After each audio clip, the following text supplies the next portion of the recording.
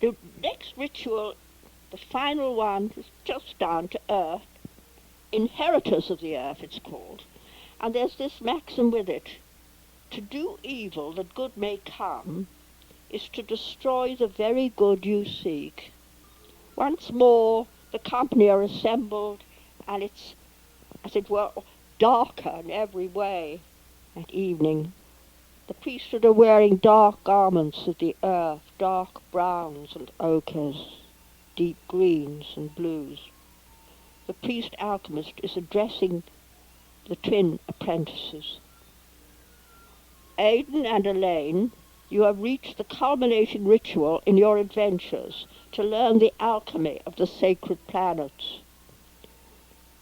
Earth is our home, our starting point, and our goal.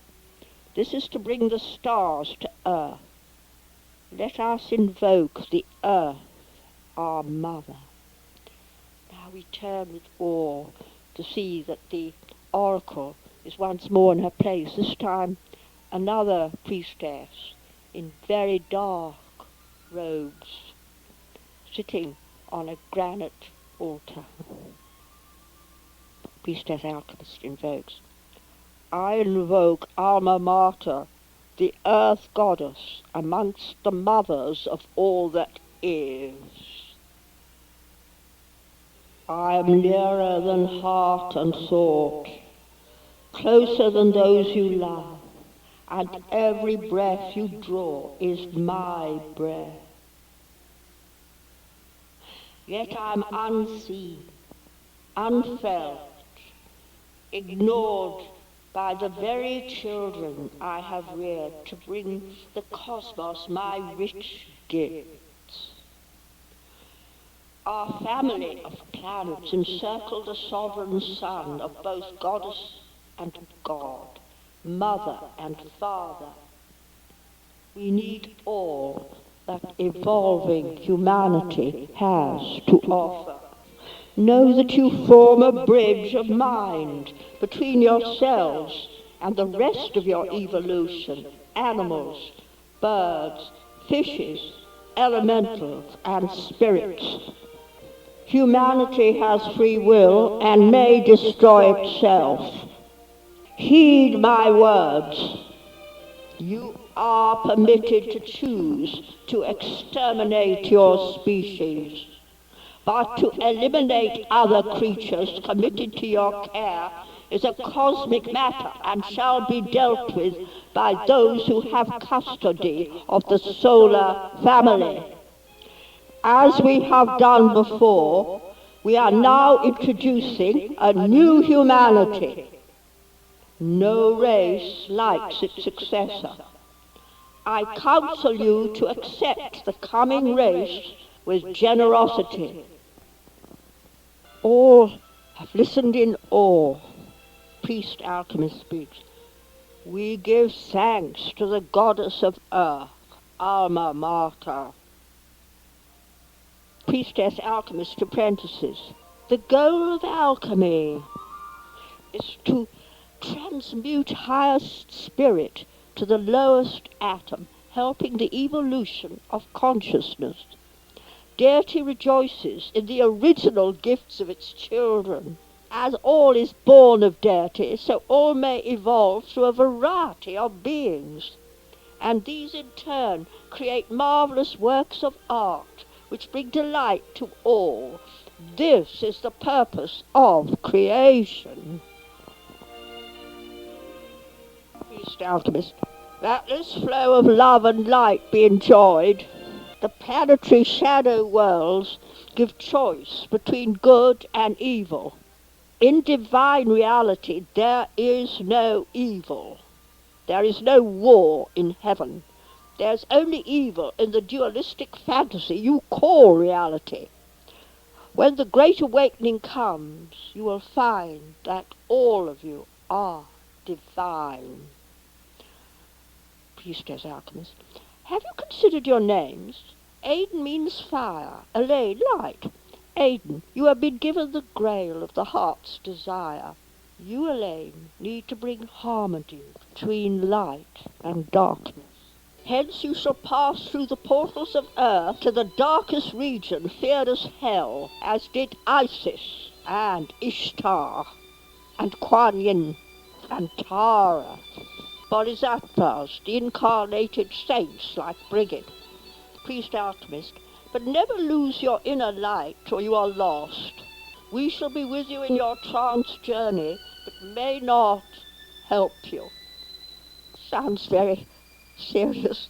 Company are seated in a circle, and, as they have learned to do, enter light trance, but no one loses total consciousness. They keep their individual hold on the situation. Elaine. With apprehension, I pass along the avenue to the temple of the sacred planets. Let us come with her. I enter and pay respects to the ever-living flame.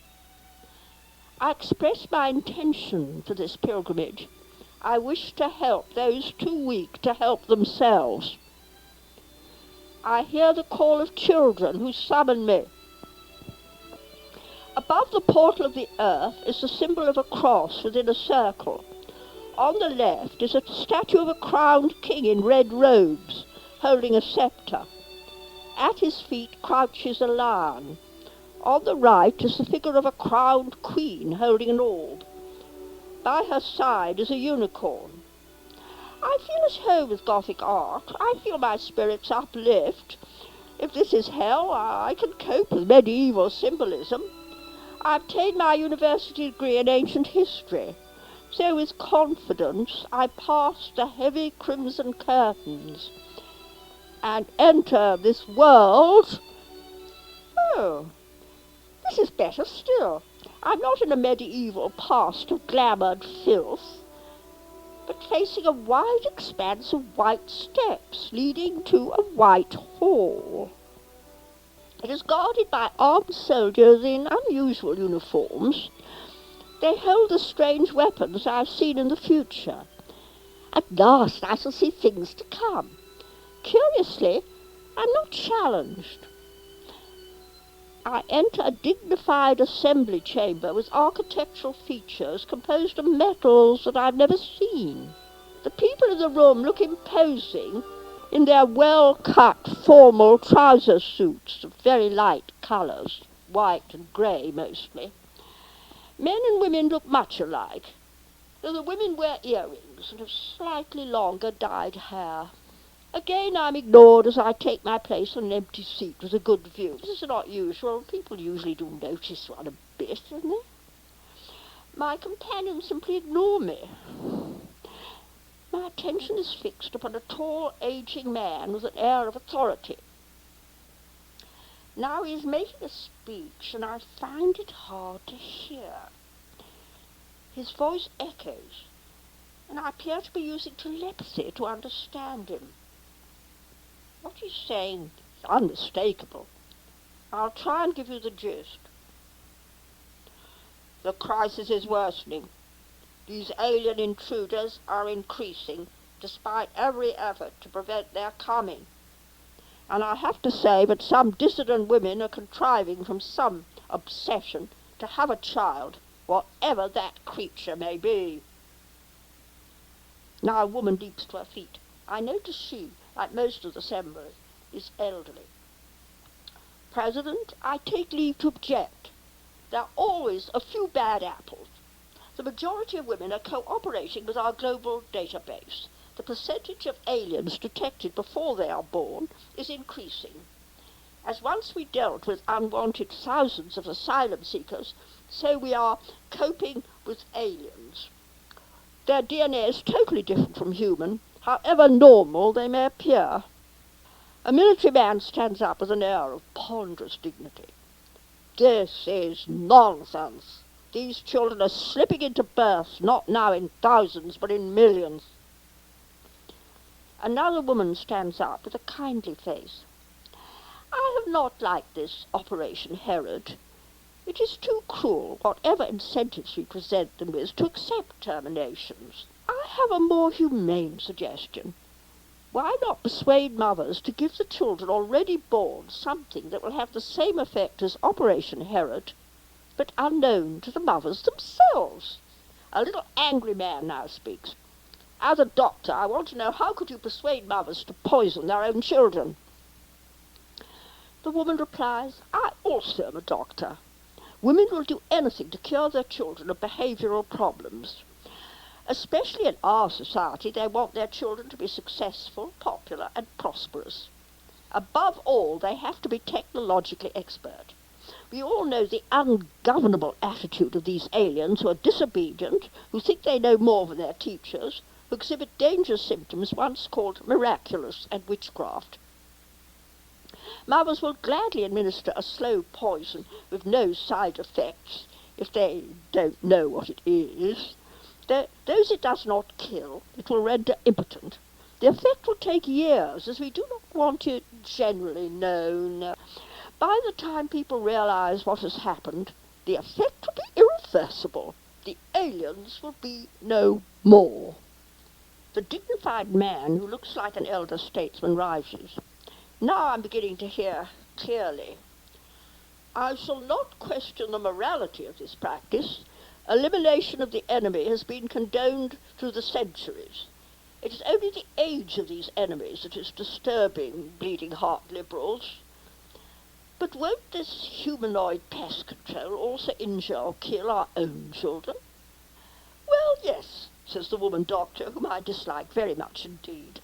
Quite a lot, in fact, but only those children who share the faculties of the aliens: eccentricity, disobedience, dissidence. Before this nightmare company pass their vote to accept such a monstrous plan, I must intervene. I jump up and shout, murderers, criminals, lunatics. No one takes any notice. Then I realize they can neither see nor hear me. I am a ghost. I rush out of the assembly hall and down the white steps. I never thought hell could be so stately and shining. Then through some garish, genetically altered shrubs appear two young people. They've been in hiding and twigs are in their hair. I can hear their words clearly. There is a light around them. The boy speaks. We come from the stars to earth. Help us to rescue our enemies. The girl speaks. We come from the stars to earth. Earth is our inheritance. Call upon all to join us with goodwill and peace. They become faint, outlined against a starry sky. I see our Earth turn towards the sun and the other planets, sending forth rainbow colors and joyful music. I hear a voice far away. No race kills its successor. Rather, it destroys itself. It is the voice of Aiden. And I'm back in the Temple of the Planets. The company agree that Elaine has won her final degree in planetary alchemy. To explore the starry spheres of the zodiac, says the priest, is to attune to the awareness of divine reality. But to endure the shadow world of planetary being brings experience of choice, so you gain your own separate souls. Not all beings seek this. It is the goal of the lonely, enduring human race, whether old or renewed. So we return to earthly consciousness, which we choose.